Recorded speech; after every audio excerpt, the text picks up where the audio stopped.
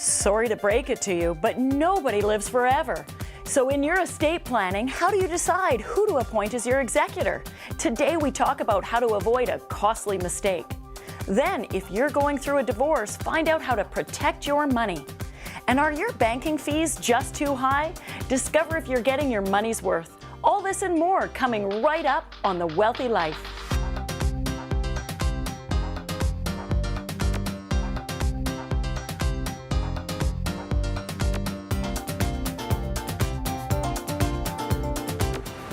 What is the number one thing to consider when deciding who your executor will be?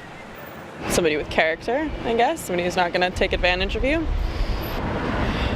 I have no idea. Okay, all right. Well, having just done a will for the very first time, we made all our kids equal executors. So there's a group decision, and there's 3 kids, so could be a unanimous vote on anything. So whether they're going to live longer than me.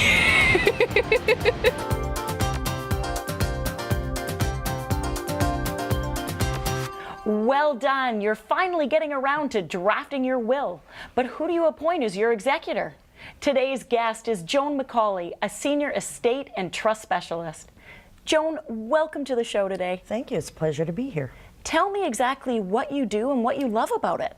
I work in the estate and trust department of a trust company, and it is great work because it is never the same day 2 days in a row. You're always dealing with different people and different situations because every situation that Canadians come across in their own personal life is a little bit different from everybody else's. So it makes it really interesting. I bet you've got some great stories. I bet you have some happy stories and some not so good stories. We have lots of not so good stories, but we also have the happy stories where people are, everything goes through in an estate and everything's calm and the family are happy and they get along.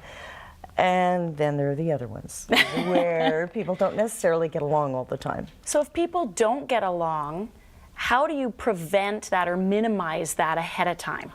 One of the biggest things that we tell people when we're working with them is be honest with your family. Tell them what's in your will, because it's often the surprises that are the shock to them, and that's what, you couple that with grief. Yes. And people money. Yes. And a surprise in the will, and people are going to be reacting in a way that may not be their normal way to react. Right. Yeah, things like that's not fair. Exactly. Why did Johnny get more than Susie, or whatever the case may be? And why did Susie get the spoon collection and I wanted it? So all those sorts of things. So what's the big difference between a will and a power of attorney? Mm-hmm. A will is for when you have died. It will set out who your executor is. It will distribute your assets. In a way, you've spent your lifetime building up your assets, and you want to distribute them in a way that's meaningful to you. You may want to have a special charity remembered.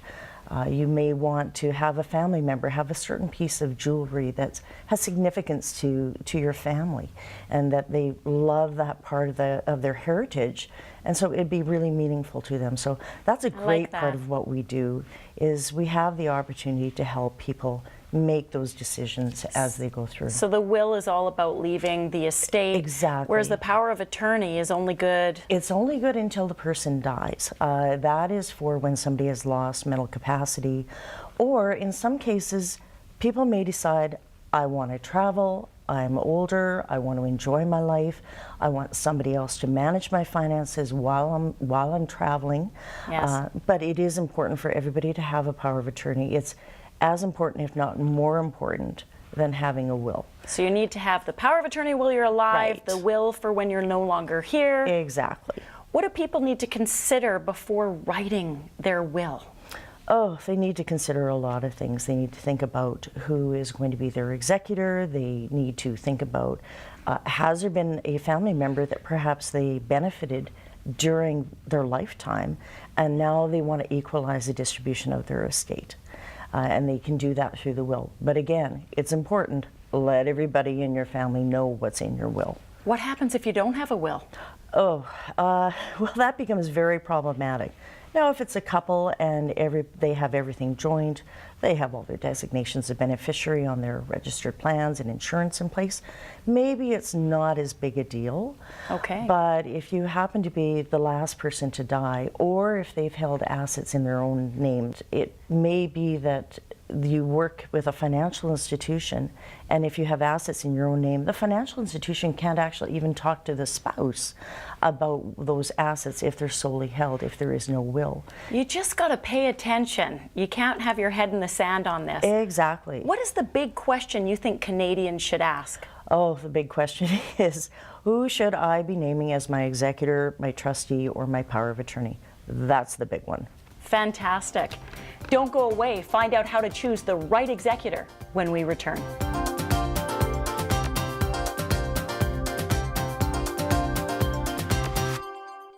The Wealthy Life is brought to you by investment dealer Raymond James. Life well planned. See what a Raymond James advisor can do for you.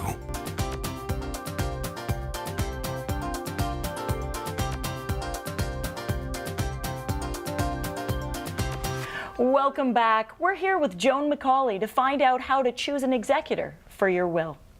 Joan, that is such an important question to ask, and it's not an easy answer. Where do you start? How do you choose the right person?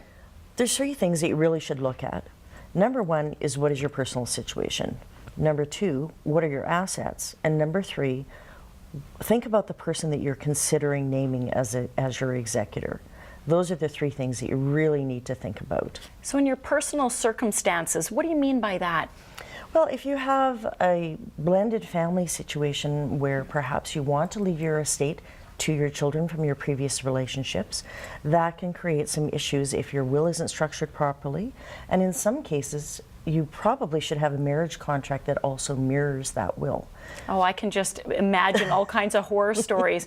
What if your ex is still the executor on your will and you pass away and the new spouse, Well, actually, in that case, in most provinces, if your ex is named as your spouse because you're divorced, they don't get to be executor. Okay, so there is some protection in place. In some provinces, not all. Now, your point number 3 was talking about who to appoint. Right. And being careful on choosing that individual. Right. Should you ask them first? How does that work? Absolutely, you should ask them, because I have no idea how many times we've been called by executors and they go, wow, bit of a surprise, I was named executor, and they're not very happy about it. Executors don't actually have to take on the role if they're appointed, as long as they haven't started the role. Oh, so how do they get out of it? They can basically resign. But then if they haven't named an alternate executor, that creates problems, because who's going to take care of handling the will? What happens in that case? Will a corporate trustee step in at that point? Or? We can. There are times where executors will contact us as a trust company and say, I really don't want to take on the role. And we can step in and act as their agent. So that's one option for them. And in some cases where there have been executors, say, where only one executor was named and they've died before the person whose will it was, then there is no will. And then there's legislation in place that sort of dictates who gets to apply to be the administrator of the estate. So in working with executors over the years, how rewarding of a position is that? Oh, yeah, people just love the job. No, they don't. You know what, to be fair, there are people who really enjoy taking on the role, but there are a lot of people who find it a very onerous task, because even for a simple estate, that's 12 to 18 months out of their life. That's a part-time job for that time period. And in some cases, it just makes more sense to have a trust company step in and act as the executor when you're thinking about who you should. And even if you can't find someone, so whether there's a conflict situation in your family, or you just don't have anyone you know and trust or willing and able to do the job, what are the fees like with a corporate executor versus an individual?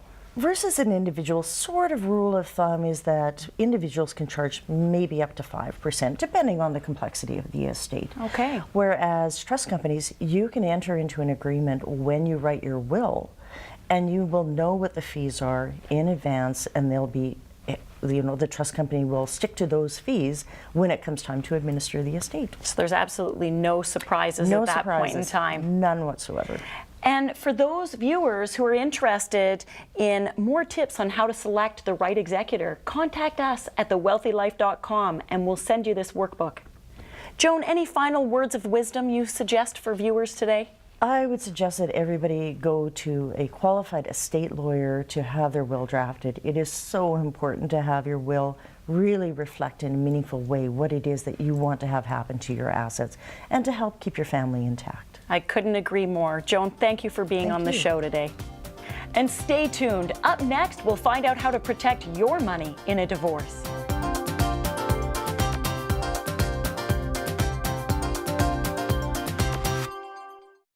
The Wealthy Life is brought to you by investment dealer Raymond James. Life well planned. See what a Raymond James advisor can do for you.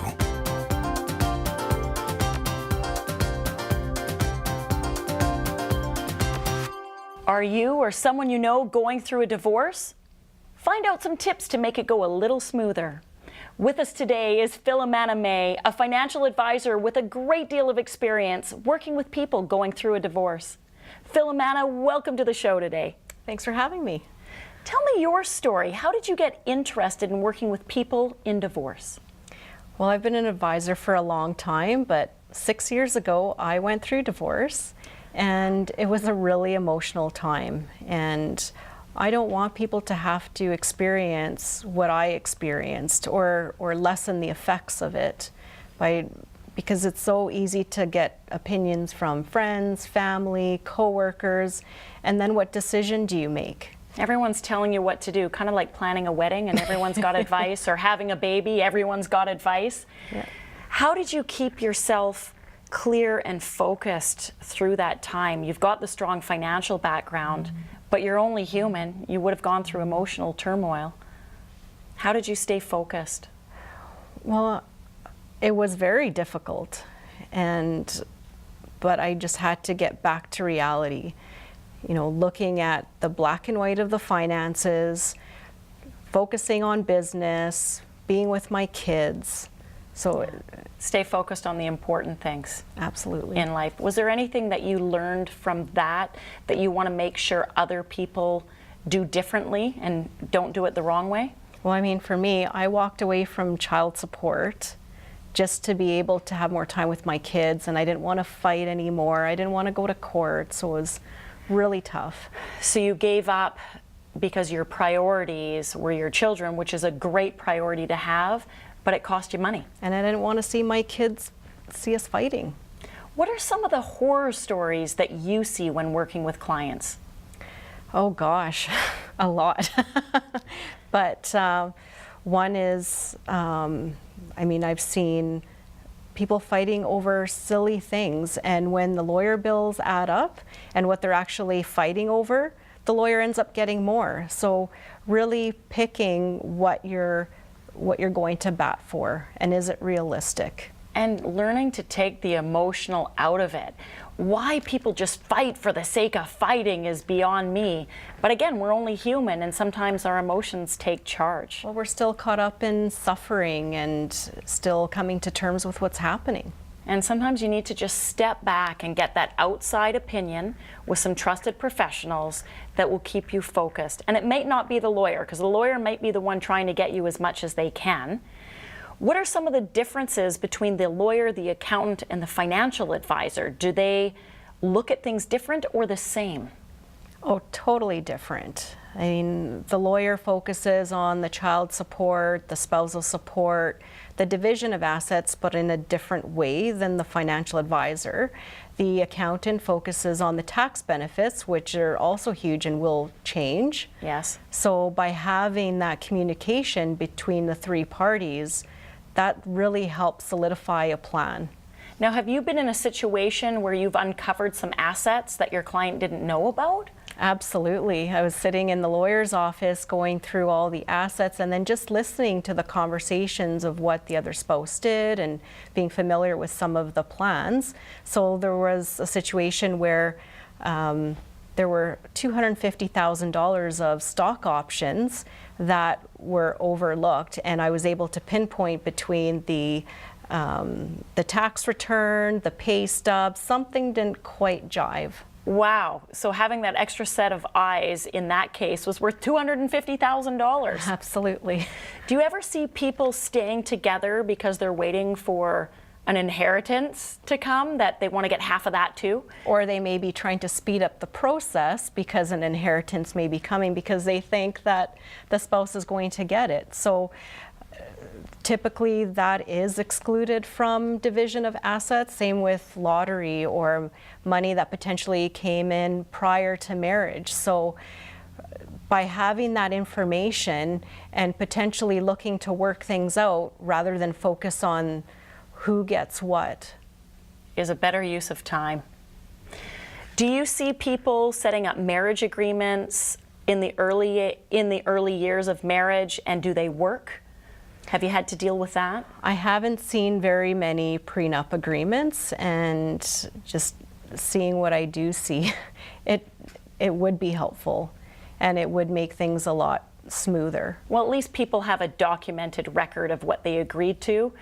Emotions will probably change their opinion on that over time, but at least it's a good start. Or keep a record of what you came into the marriage with, because when you're going through this time and then you're trying to look at, I know I had these documents, what happened? Just be organized and stay on top of what money's there. Yeah, you'll feel in control.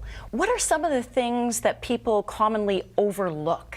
Well, we should be looking at having separate bank accounts, whether you're divorced or not, just having that empowerment where you know what's coming in and what's going out, looking at your investment statements. I mean, I always encourage couples to come see me together so that, you know, not even including divorce, what if your spouse passes away? You know what's there, what to do. You need to take control of your finances. Don't wait till you're in panic mode to figure out what to do, and the cash flow. What about beneficiary designations? How does that come into play? Well, that's going to change. Your will should be redone. And then also looking at irrevocable beneficiaries, because what if your spouse doesn't want to pay for the life insurance, all of a sudden stops paying for it or changes the beneficiary on you when you're relying on that for child support or spousal support, all of a sudden he's gone. So make sure it's irrevocable so they can't change their mind. There's a ton of things to go through, and for those of you who want a complete checklist of going through a divorce to make sure you don't miss anything, contact us at thewealthylife.com. Filomena, what are some final words of wisdom you have for our viewers today? Well, you don't have to make it a terrible experience.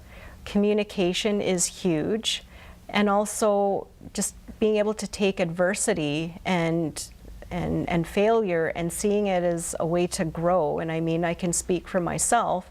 After having gone through all that, I changed my focus. I looked at what my passions were, create a vision for myself, create a new plan. What is the roadmap going forward? Focus on that.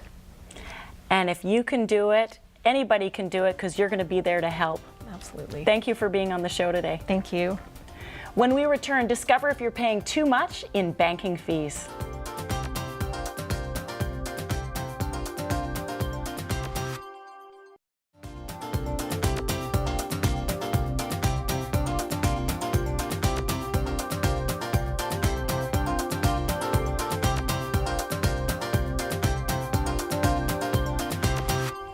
Welcome back. Thanks for your letters, emails, tweets, and messages. Today's question is from Brad in Kitchener.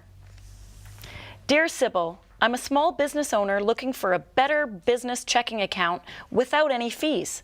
I feel more comfortable using an established bank because they have a big presence and are easily accessible.